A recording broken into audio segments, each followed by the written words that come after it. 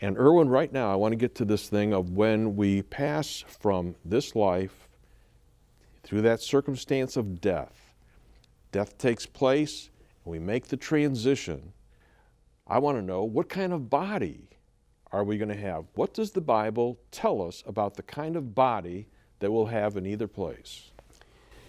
John, that's a very important question because of the fact that the Bible teaches that we are going to be raised in the future.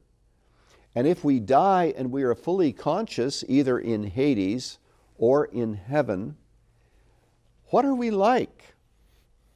You know, the man in the 16th chapter of the book of Luke that Jesus talked about, who was in Hades, he was able to talk, he was able to feel, he was able to connect. As a matter of fact, he had a speech that he gave to Abraham because he could see him across the way.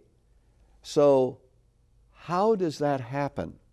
So there are those who believe that we have this intermediate body, which is then discarded at the final resurrection.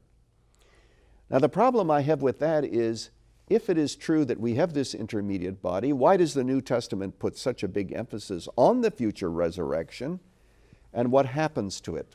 So I personally take a different point of view. I think that when we die, our soul takes on the characteristics of the body so that it can speak, it can interact, it can see, but our future body is going to be ours at the day of resurrection. This is what we read in Revelation chapter 6. When he broke the fifth seal, I saw underneath the altar the souls of those who had been slain because of the word of God and because of the testimony which they had maintained. And they cried out with a loud voice, saying, How long, O Lord, holy and true, wilt thou refrain from judging and avenging our blood on those who dwell on the earth? Now let's not miss the point here. John says, I saw the souls of those who were beneath the altar. Obviously, they did not have their bodies yet, but notice that their souls were able to think, to feel, to speak, and so that's the way I think we will be until the day of resurrection.